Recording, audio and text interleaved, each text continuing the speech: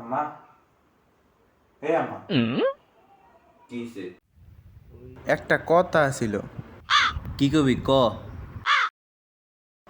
আজকে তো আমার জন্মদিন, আমি একটা জিনিস চাই, দিবা? ভাইয়া আপনার জন্মদিন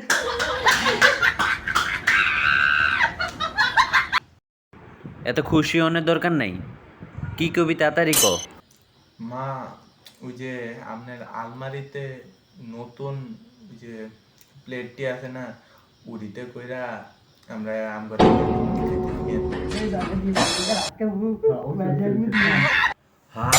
কি কইলি?